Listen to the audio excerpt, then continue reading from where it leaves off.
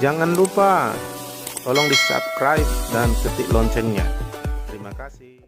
Saya anak adopsi di sini, tapi saya percaya ketika kita dituntun Tuhan, tidak ada yang kebetulan sama Tuhan. Saya memang bukan lahir dari GBDI Pemulihan IRC, tapi saya adalah anak adopsi GBDI Pemulihan IRC.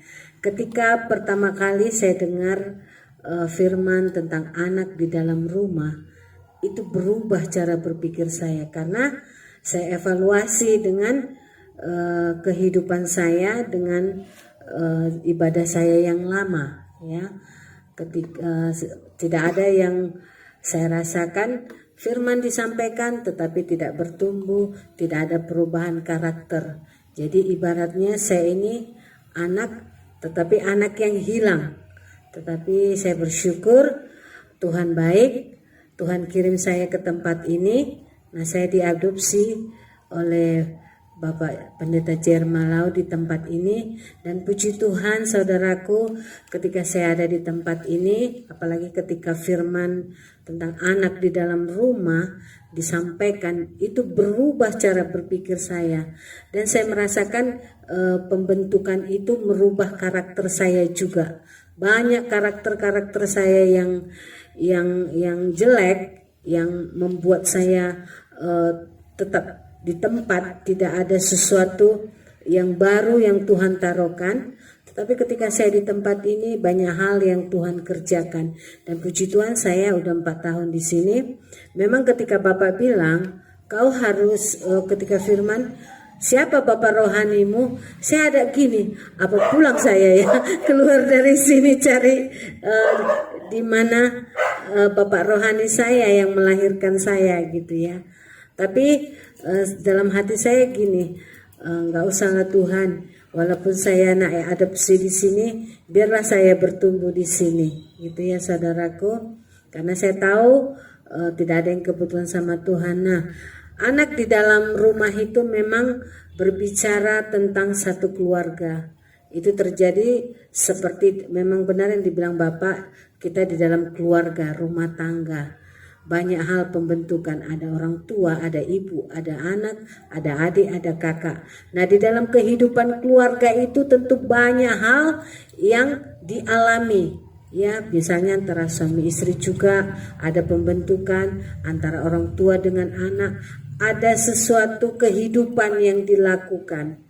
Nah, itu jugalah yang terjadi di dalam anak di dalam gereja yang saya dapat. Banyak yang sebenarnya kita belum lakukan sebagai anak di dalam rumah. Memang kata Bapak, kalau kita berhasil anak di dalam rumah secara rohani, maka kita akan berhasil di dalam keluarga. Dan itu memang betul saudaraku, ketika pembentukan sebagai anak di dalam rumah, ketika saya rasakan dan saya mau, dan saya tetap mau dipimpin oleh Roh Kudus.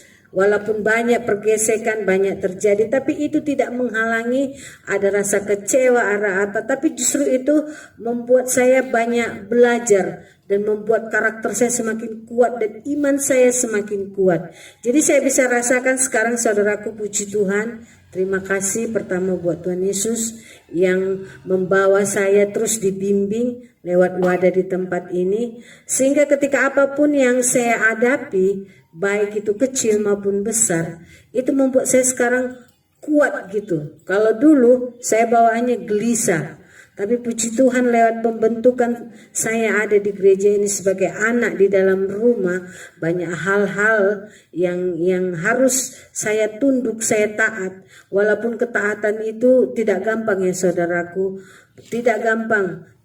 Karena taat itu sesuatu yang harus dikorbankan. Nah, misalnya contoh yang sangat kecil, Tuhan suruh kita mengasihi, ya kan? Tidak gampang mengasihi itu, perkataan saja mengasihi gampang, tetapi pelaksananya tidak segampang itu. Tetapi karena ada satu firman, karena hidup di dalam satu keluarga, maka kita lakukan dan puji Tuhan kita mampu. Kedua, ketaatan kepada pemimpin. Nah, kalau saya pribadi jujur belum 100%, ya kan? Kadang memang betul kayak kata Bapak, kalau sudah pemimpin perusahaan misalnya kita bekerja, kita lebih taat kepada bos kita lebih maksudnya lebih ini daripada kepada gembala kita. Memang benar, jujur saya pribadi saya akui itu.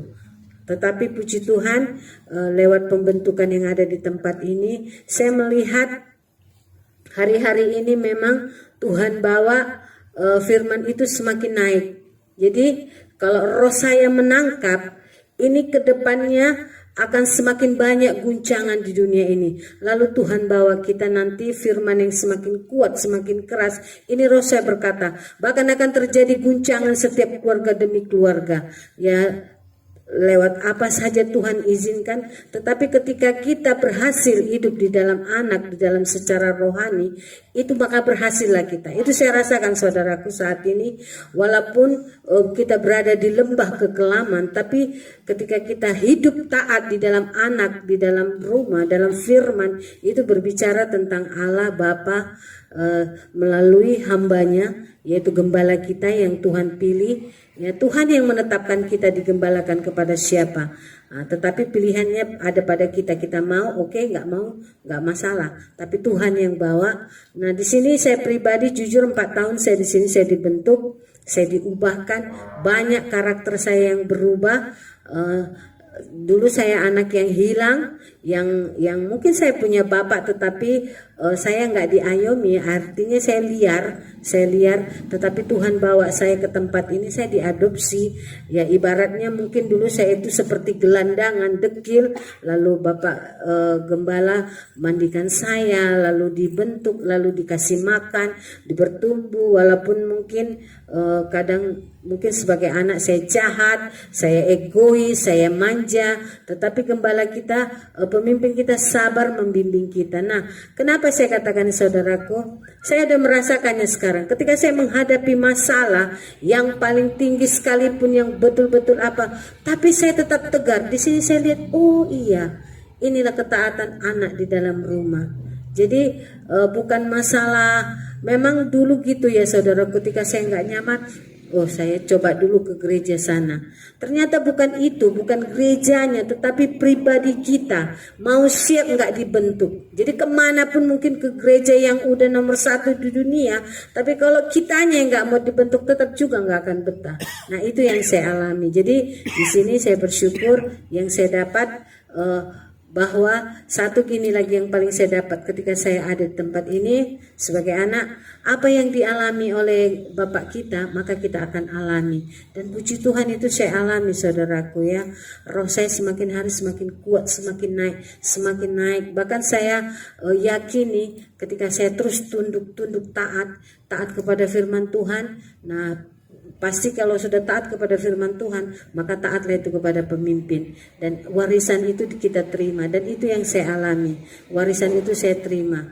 Mulai Tuhan bekerja walaupun masih banyak kekurangan. Jadi di sini juga sebagai anak itu, marilah kita taat. Nah ketaatan itu bisa terjadi kalau saya pribadi, yaitu pertama bagaimana kita bisa taat. Yang pertama itu kita harus memiliki kerendahan hati.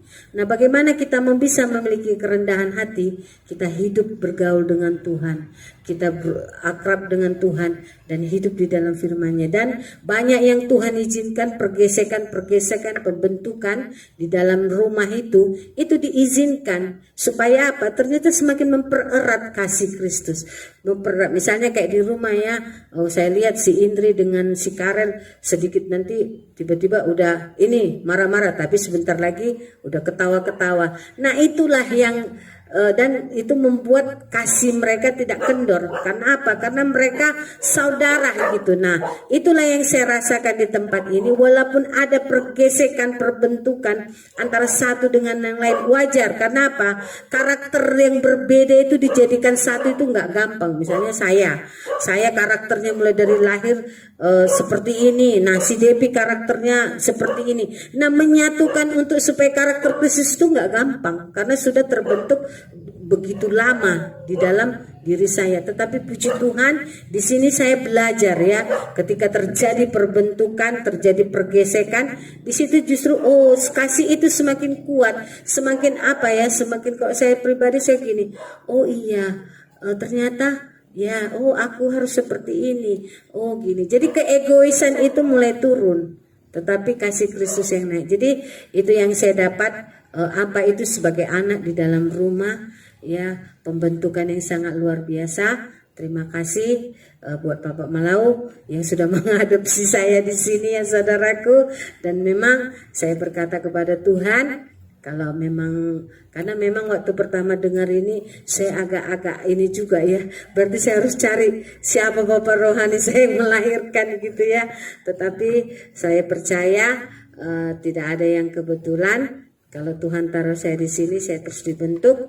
Terima kasih buat gembala, buat ibu gembala juga ya. Kadang memang kami sebagai anak Pak masih banyak ya, banyak keegoisan kami, ketidaktaatan kami. Memang tadi ketika Bapak sampaikan tentang si Yunus, siapa tadi Pak yang mabuk itu? Nuh, ya kan? Ada 3 anaknya, yang satu malah ditinggalkan, digosipkan, yang satu ditutupi. Nah di situ terbuka mata rohani saya ya saudaraku. Iya juga ya kan. Terkadang iblis ini kayak kata Bapak betul, tipu muslihatnya ini sangat kuat. Nah itu yang sering gagal, termasuk saya.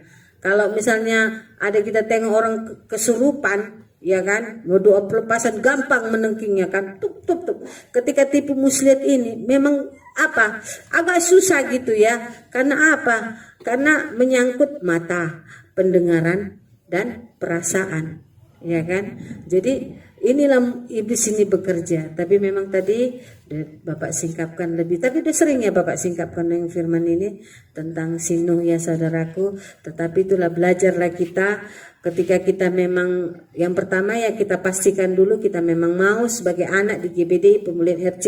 Ketika kita mau, oke, ayo siap dibentuk di dalam, siap untuk taat. Tetapi kalau misalnya ragu-ragu, bagus keluar. Karena apa? Kita nanti jadi ragi, ya kan, nggak dapat apa-apa, kasihan, capek, habis uang kasih persembahan, habis ongkos bensin, tapi hati kita nggak di sini. Kalau saya bilang bagus keluar. Tetapi kalau kita sudah memang mau tetapkan, oke, ayo maju. Mungkin akan ada banyak pembentukan, tapi itu diizinkan Tuhan. Ada sesuatu hal-hal yang tidak baik, itu diizinkan Tuhan. Karena lewat itu kita belajar. Dan disitulah firman itu akan bekerja yang selama ini kita dengar.